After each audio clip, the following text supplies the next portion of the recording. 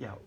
Well, the thing I was going to say was when I had my two kids, it was some of the best healing I could do because it gave me, it was like they were my first family. I saw somebody who was biologically related to me.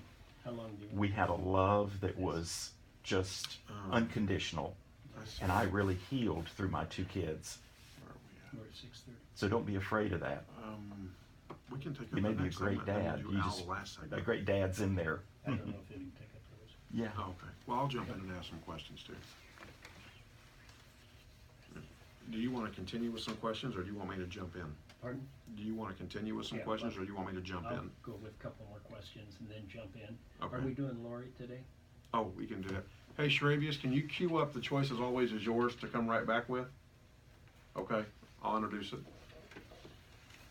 So, Al, I'm going to ask you several questions in regards coming back to with your the approach to kids, and inspirational I'm moment that going to talk a little bit about what Mother Allison calls in. had submitted. It's on tape. And then we'll come back. And we're going to talk about maybe some advice you would give other administrators. You know, that it's hard to give that because you're such a humble guy. You're not this big, boastful. I sitting here thinking for a while then.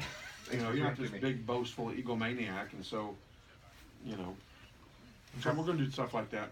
And some of your experiences with the kids. Okay.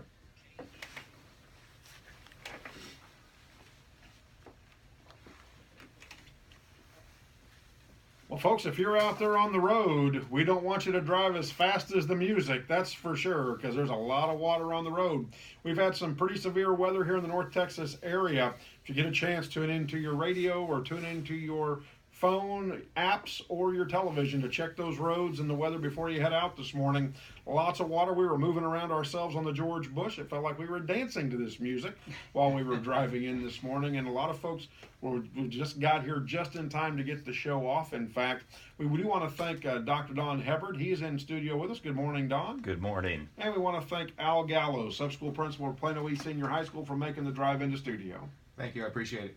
All right, so we are talking real lives, real stories. And that's one of our new segments where we bring somebody in who has had to overcome something pretty darn amazing and do some amazing things, but just a regular person. And so, Dr. B, I'll tell you what, just a fantastic individual in Dr. Don Hebbard. Absolutely. Don has a lot of information and has done a lot of interesting things in his life. Actually, I met Don when he was the dean, academic dean at Amberton University, where I was teaching. But before we get back into that conversation, it's time for our inspirational moment from Lori. So, Sharavius, is she online?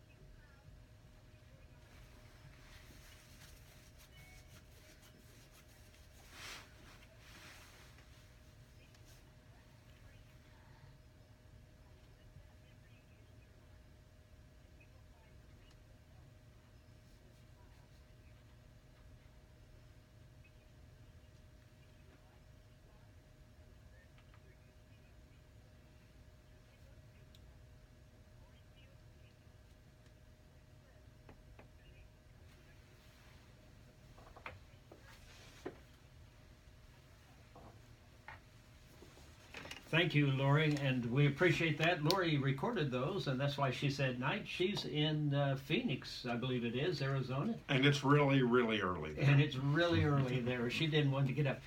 You're listening to On Point with JP and Dr. B, and we're talking to Dr. Don Hebbard today. Dr. Don Hebbard is a university professor, and he's also a licensed marriage and family therapist. and clinical member of the American Association, clinical fellow of the American Association of Marriage and Family Therapy. We've been talking about adoption. Don was adopted at about 10 months and recognized throughout his life that there was maybe some anger issues that were related to attachment and that type of thing with adoption. And at the age of 37 said, you know what, maybe I better do something, and begin to look into it seriously. So Don, a couple of things I wanted to ask. I know you're a therapist, and I asked you right before the break about did you work a lot with adopted? I'm thinking that if I was a person who was adopting or had been adopted, that maybe I'd like to see a therapist who knew a little bit about it. Do you see a lot of kids or families with adoption issues?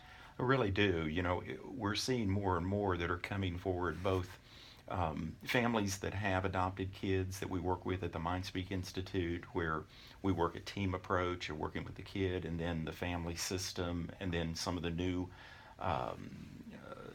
techniques in neuroscience to work with them in brain research, and then also work with adults who are getting into the young adult years or middle age, and they look and they go, you know what, I thought everything was just fine, but there's a foster care story there, there's an adoption story there, there's a piece in there that's still bothering me, and I've carried it around quietly all my life, and I want to talk to somebody about this. Do you ever have the clients write out their story so that that's what you did basically in your book, right? Yes, I really did. As I went through my therapy, I kept my journals, kept all the dream work that I had done, and then when I got through, I just put it into short chapters that, had been turning points for me. And you're right, we use stories because these are the things people are wanting to talk about.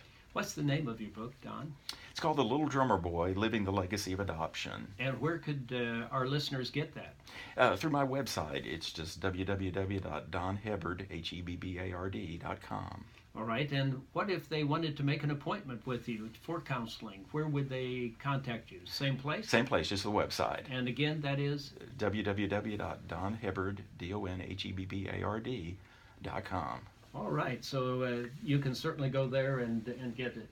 You know, Don, let's talk about, again, regular guy, right? Right. You get put up for adoption. What an interesting story to get from Wisconsin to put up for adoption. There are struggles that come with that. And there are a lot of children out there in the foster care system that get bounced around from foster care home to foster care home to foster care home. If there are foster parents listening in, or parents who are considering to adopt, what would you say to them in how they should approach this child who they're wanting to lend a hand out to and wanting to give help to? Right, great question. You know, the thing that we would say is, first of all, realizing that kids aren't a blank slate when they come to us. You know, we used to think, well, a baby's born or a child is born and there's just, a blank slate, you just write on the wall, whatever may be there. And what we know today is that kids, babies, come to us with an inborn temperament, with a personality. And of course, the kids for adoption or foster care will have a history there. And the more we can know about what this kid's been through, every change they've gone through in foster care or adoptions that maybe didn't work out is going to leave wounds and scars. And many times they'll act out those particular wounds within the new family. It's kind of like, okay, well, I know I'm going to be thrown away. I know I'm going to be rejected, so I might as well do something to get it over with. And so they're going to go ahead and do something, throw the cat in the toilet and just get it over with, and let's get on to the next one and be self-destructive. That gives them a sense of control. Yes, exactly. Well, and Don, let's take that one step further. A lot of these families and these foster parents, they want to give so much, and they feel like they have so much to offer, and then they go through this period of rejection. And the only reason why I know this, because I have not gone to Amberton University or college to become a psychotherapist, or I was never adopted. But all the cases I see of families that go through adoption and foster care and the troubles that they have and what they go through, and they feel this sense of rejection because they feel like, hey, why isn't that child a little more appreciative? Because I'm wanting to love them. I'm wanting to show them that there's a whole different world out there.